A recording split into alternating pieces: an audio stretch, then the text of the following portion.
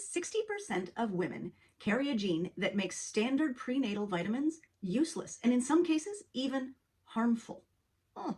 If you've struggled with fertility, low energy, or miscarriages, this might be for you. So in this video, you'll learn what's wrong with folic acid, even though your doctor thinks it's great, the science behind that, and what you should take instead. I'm Dr. Amy Newsel, and I've helped thousands of MTHFR mutants just like you have babies and better health. I also wrote the book, MTHFR Easy, Get Healthy for Life. So what's wrong with folic acid? Isn't it supposed to be great for pregnancy? You've probably heard folic acid is essential for preventing birth defects. So hearing that it could be harmful feels shocking and wrong, right? The difference is that folic acid is one form of folate. So folate, active folate, is essential. It is absolutely crucial for building healthy babies, healthy cells, healthy genes. We absolutely need it. It is vital. It is a deal breaker. But some people cannot make active folate from folic acid. That is the problem, right? Folic acid is not the active form. So folic acid is synthetic. It's a synthetic crystalline form. And when it was discovered, it was like a miracle because all of a sudden we had this thing that we could manufacture that was shelf stable, that we could give to women who may have been undernourished, right? And therefore folate deficient. In that situation, in that context, completely makes sense, right? Folic acid is kind of a miracle in that context. Now, that is not today's context, right? So when you're taking folic acid, it needs to go through an enzymatic process with an enzyme called MTHFR that has to then activate the folate. This is true of all forms of folate, even natural food sources of folate or folinic acid, except for the active form, which is methylfolate or 5-LMTHF. So methylfolate is active. It doesn't need to go through anything, but all other forms need to go through this MTHFR enzyme, and all other forms can, theoretically. But folic acid, especially if it is given in a dose higher than 200 micrograms, which standard prenatals have 800 micrograms, actually feeds back negatively on the MTHFR enzyme and stops it from functioning. So it literally stops any folate from being converted into the active form. That's a problem. That's a big problem in early pregnancy. So when the enzyme doesn't work properly, so that happens if you have an MTHFR gene variant, which again is 50 to 60% of women. That's a lot of people, right? It's also 50 to 60% of men, and this affects sperm counts and sperm morphology as well. So guys, you're not off the hook here. So this doesn't happen properly when you have the MTHFR gene mutation, which is 50 to 60% of humans, but it also doesn't happen properly when unmetabolized folic acid is hanging around blocking that enzyme, right? Problem. This MTHFR enzyme converts any form of inactive folate into the active methylated form. These mutations are super common, and when this conversion gets slowed down, right? So with the MTHFR gene mutation or with too much unmetabolized folic acid hanging around, then we see lower levels of active folate. So it looks like a vitamin deficiency even if there's all this unmetabolized folate hanging around. We see lower levels of methylation, which is one of the processes that really needs that active folate to happen. We see elevated homocysteine levels, which is actually its own independent indicator of poor outcomes in pregnancy. And we see poor detox, increased miscarriage risk, neural tube defects, and mental health issues. So this unmetabolized folic acid that hangs around, that floats around, can also block folate receptors, preventing folate uptake. This unmetabolized folic acid in the bloodstream is starting to actually get some research behind it, and it's been linked in the research to reduced fertility, increased miscarriage risk, and developmental issues like higher risk of autism when MTHFR is present. May also mask vitamin B12 deficiency and disrupt methylation balance. So I know it feels shocking to find out something your doctor is telling you to do that's right for you, that's going to help your baby and help your health and help you prevent miscarriages. If you need help processing this, if you need more information, I'm here. Click the link in the video description. That is what I do. Now, I know this sounds unbelievable. After all, folic acid has been recommended for decades, literal decades, right? Since the 1940s, because it was developed or discovered in the 30s. But let's look at what the research actually says, because once you see the data, you'll understand why this matters so much. So it's easy to think this is just like me being sensational on the internet and trying to get views and likes and whatever, which sure, that would be nice. but the problem is the science is real, right? The science is real. So with unmetabolized folic acid, there's a really great study called a prospective birth, sorry, I'm reading this off a screen because I can't remember the name, a prospective birth cohort study on cord blood folate subtypes and risk of autism spectrum disorder. It was published in the American Journal of Clinical Nutrition in 2020. So some studies like this one show a link between levels of unmetabolized folic acid, which is referred to in the research as UMFA, U-M-F-A, unmetabolized folic acid, in the cord blood, which is the blood that flows from mother to baby, right?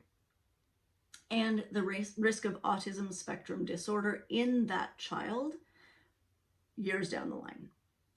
The study showed clearly that higher levels of UMFA in the cord blood came with higher risk of autism later on. And it was a linear pattern. So the higher the level, right, the highest quartile had the highest risk of autism, next highest quartile had the next highest risk, etc. UMFA levels, high UMFA levels in mothers have been linked to more food sensitivities in children, which is worrying. But the most important study that I want you to look at regards fertility.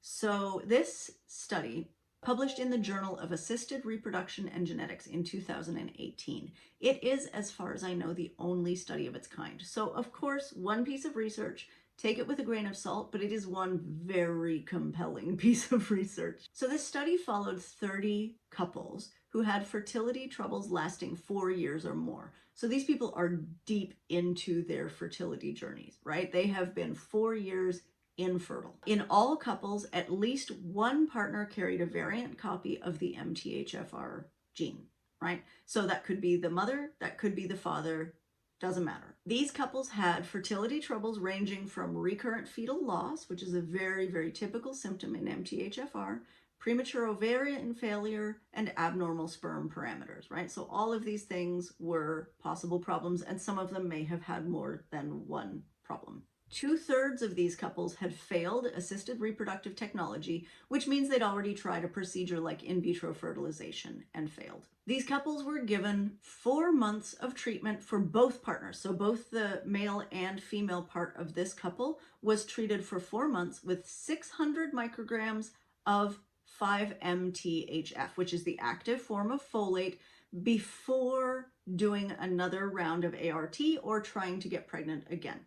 So they had this 4-month window where they were not trying, and all they were doing, right? The only intervention in this study is 600 micrograms of active folate. The reason they had this 4-month window is because that's roughly how long it takes for men to generate a new round of sperm. So while women make or ripen fresh eggs every month, so we have this 30-day kind of window, men have a 4-month window to ripen a new set of sperm, or go through a process called spermatogenesis. So that's why they chose the 4-month window. And then people were allowed to start trying again or do another round of assisted reproductive therapy. Of these 30 couples, no adverse events were reported. So nobody had side effects, which is good. 13 couples of 30 conceived spontaneously, which means the old-fashioned way, right? They got preggers. The rest needed a procedure such as IVF or whatever, some other assisted reproductive procedure. Only 3 couples out of 30 failed to get pregnant at the end of the study period, and there were another 3 couples who had not reported back yet, right? They weren't complete. That's pretty astounding. 30 couples, right? They have been infertile for 4 years, right? They have been trying everything they can try for 4 years. And they did this one simple change: methylfolate for 4 months, and all but 6 couples got pregnant. What? Like, in the fertility world, that doesn't happen. That's an astounding result. So if you haven't struggled with fertility or worked with fertility, it's hard to appreciate how remarkable that is. But for 30 couples who had tried and failed for 4 years, changing this one little tiny thing was like a miracle. So yes, the research is really clear.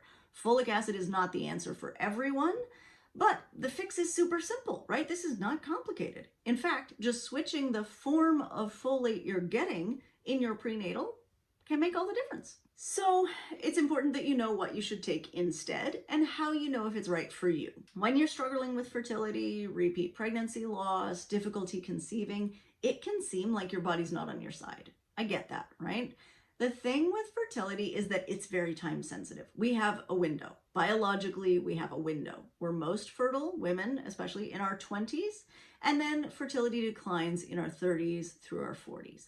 Many, many women need to use assisted reproductive technology beyond their mid-30s to achieve a pregnancy. Because of this time-sensitive situation, fertility is the one time that I actually suggest testing your genes, right? Know what's in there. If you have an MTHFR variant, you should know it if you're going through fertility struggles or fertility treatment. But there are other genes that are really important in pregnancy as well. MTR, MTRR, VDR, all of those can be crucial for fertility. Even if you can't test, the great news is you can act as if you have the MTHFR gene, right? Because taking an active form of folate is good. Like, it's the active form, right? So it's even better theoretically than folic acid, although we do not have enough research 100% to say that yet, because folic acid has been studied literally since the 1930s. Active folate, methylfolate, has not, right? It's been studied since like 2010. So we're playing catch up here a little bit. So folic acid is an unnatural, synthetic, inactive form. If you don't have MTHFR, you can probably deal with it in low dose, but that 5 milligram dose they give women when they're in fertility trouble is still really suspect. You can't deal with that. Nobody can, right? That's beyond our physical capacity to actually process. So you end up with unmetabolized folic acid. So it's really important to read the label on your prenatal and choose the right form for you. If you're looking for the methylfolate form, it is usually written as L5-MTHF or sometimes a methyl salt, right? But methyl will be in the word, methylfolate or calcium metfolin or something like that. I do think if you're having fertility struggles, you should test your MTHFR gene. And also, one of the easy markers for MTHFR is homocysteine, because many of us have high homocysteine if we have a high MTHFR, or if we have a variant copy of the MTHFR gene. Not everybody, it's not perfect, but your doctor will likely run a homocysteine level if you request it. And talk with your doctor about switching prenatal vitamins. I highly recommend bringing in research evidence. They don't always listen, right? But you can at least talk with them about it. And remember, it's crucial that both partners make the switch, and you have that 4-month window for spermatogenesis to happen. So we're looking at 4 months of taking a methylfolate instead of folic acid before we've got healthy sperm production and better sperm morphology. Give it a try.